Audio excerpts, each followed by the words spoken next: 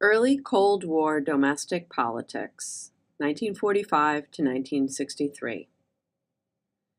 You should take notes during this podcast, pause it as necessary, and listen to it as many times as you need to, as you'll need them to complete future graded assignments. I recommend that you take notes in the Cornell method of note-taking as presented in Podcast 3 of this course. By the end of this podcast, you should be able to understand the history of anti-communism in the U.S. prior to 1950 and identify major domestic and foreign political incidents of post-war anti-communism in the U.S. prior to 1963. During the previous two podcasts, we've learned how the Cold War played out on the stage of international politics. Not surprisingly, the Cold War also had important political, economic, social, and cultural effects in the United States itself. This podcast will address the domestic impact of the Cold War on American politics and spending between 1945 and 1963. At home, the Cold War newly invigorated a fear of socialism and domestic communism. Established in 1901, the Socialist Party of America achieved several successes during the first quarter of the 20th century. Socialist Party candidate Eugene V. Debs won almost 1 million votes in the presidential races of 1912 and 1920, for example. American involvement in World War I and the Bolshevik Revolution that toppled the Russian Empire and established the Union of Soviet Socialist Republics, or the USSR, also known as the Soviet Union, both of which occurred in 1917, quickly bred a fear of foreigners and their perceived dangerous political ideas and associations. In 1919, the same year that the Communist Party of the United States of America, or CPUSA, was established, the first Red Scare erupted. These periods were termed Red Scares because the Soviet and other communist flags, like this one of the CPUSA, are red. Communists were derisively called Reds by Americans, and even those suspected of left-leaning political tendencies were, and sometimes still are, labeled Pinkos. Throughout the 1920s, political radicals and labor leaders, especially those born abroad, like Emma Goldman and Sacco and Vanzetti, were deported or accused of crimes that they may not have committed. By the Great Depression, when many were convinced that the end of capitalism was surely near, numerous intellectuals and artists joined the CPUSA. While the House Committee on Un-American Activities was founded during the Depression to track the activity of American communists, it's likely that the problems of the economy and looming war in Europe prevented the committee, nicknamed HUAC, from gaining much traction. With the economy booming and fascists defeated by the 1950s, however, a second Red Scare emerged, persecuting native-born Americans suspected of harboring associations with communism. During the 1950s, the intensified fear of communists led to political witch hunts at home and an arms race with the Soviet Union abroad. Senator Joseph McCarthy infamously claimed knowing the identity of 205 communists and held some of the first publicly televised hearings to rout them out. McCarthy and his HUAC colleagues asked educators, Hollywood entertainers, and government employees, "Are you now or have you ever been a member of the Communist Party of the United States?" Some of the first suspects, collectively known as the Hollywood 10, refused to cooperate with HUAC, citing the freedom of association guaranteed by the First Amendment to the U.S. Constitution. When the Hollywood 10 members were jailed, later witnesses cited the Fifth Amendment against self-incrimination, a defense which often got government employees fired. Suspected communists were pressured to name names of other communists in order to protect themselves from prosecution.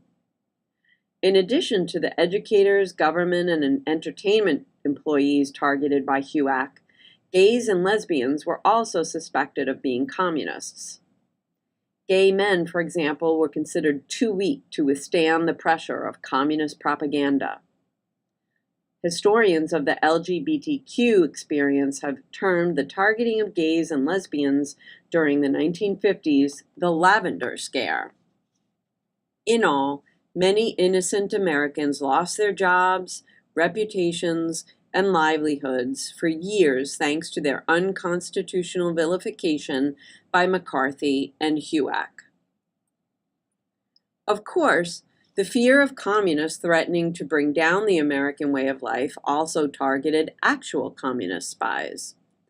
In 1948, former CPUSA member Whittaker Chambers accused Alger Hiss of spying for the Soviet Union. Though both Whittaker and Hiss lied about conducting espionage, only Hiss was prosecuted for perjury, though he was never tried for spying because the statute of limitation ran out. In 1953, American citizens Ethel and Julius Rosenberg were tried, convicted of, and later executed for conspiracy to commit espionage for their role in passing atomic secrets to the Soviets. Though the first atomic bomb had been detonated by the United States in 1945 against Japan, an enemy of the USSR as well, Soviet leader Joseph Stalin understood the game-changing nature of nuclear weaponry and quickly started a weapons program of his own to catch up to the US. By 1955, both sides had tested hydrogen bombs, much more powerful nuclear weapons than those that had been dropped on Hiroshima and Nagasaki a decade earlier. Moreover, the development of intercontinental ballistic missiles, or ICBMs, by the mid-1950s meant that the US and USSR had an effective method to destroy the other country without having to drop a bomb from directly overhead. Nevertheless, the amount of firepower both sides possessed meant that a second strike would destroy the first one to attack as well. In theory, the likelihood of mutually assured destruction prevented either side from attacking in the first place. However, MAD didn't prevent the US and the USSR from further contributing to their nuclear arsenal. In 1957, the Soviets' launch of Sputnik, the first unmanned satellite to orbit the Earth, goaded the US to begin its own space program. NASA, or the National Aeronautics and Space Administration, was founded just a year later. Defense companies like Grumman and Lockheed Martin secured massive government contracts to build ever more sophisticated conventional and nuclear weapons, prompting even Republican President Eisenhower to warn Americans about the growing danger that the military-industrial complex posed to our economy and democracy as he left office in 1961. Nevertheless, our next president, Democrat John F. Kennedy, proved himself a fierce, cold warrior. Not only did he propose to make space the final frontier, he promised to put a man on the moon by the end of the decade, which did happen in 1969, though JFK himself was not around to witness that event. During his short time as president, from 1961 until his assassination on November 22nd, 1963, JFK did engage in two important Cold War battles via our communist neighbor to the south, Cuba. In his first year in office, JFK authorized an unsuccessful operation of CIA operatives and Cuban refugees to the Bay of Pigs in order to overthrow communist Fidel Castro, who had recently waged a revolution against Fulgencio Batista, a right-wing dictator supported by the U.S. In response to the attempted invasion of Cuba, Castro requested that the Soviet Union place nuclear weapons on the island. Nikita Khrushchev, the leader of the USSR by that time, was only too happy to oblige, since the US had its own nuclear missiles in Turkey, which the Soviets felt was a bit too close to its own territory. When a U.S. Air Force U-2 spy plane flying over Cuba learned of the construction of missile sites in the summer of 1962, JFK quarantined the island to make sure no new missiles from the Soviet Union could be delivered. By October, JFK demanded that the Soviets withdraw their missiles from Cuba, and the Cuban Missile Crisis began. Many believe that the 13 days of tense negotiations between the US and USSR were the closest that the world ever came to actual nuclear war. Luckily, by its end, the USSR agreed to withdraw its nuclear weapons from Cuba on the condition that the US do the same from Turkey, and agree not to invade Cuba again. Nevertheless, the Cuban Missile Crisis showed the world how precarious humankind's survival could be while political and nuclear tensions ran high.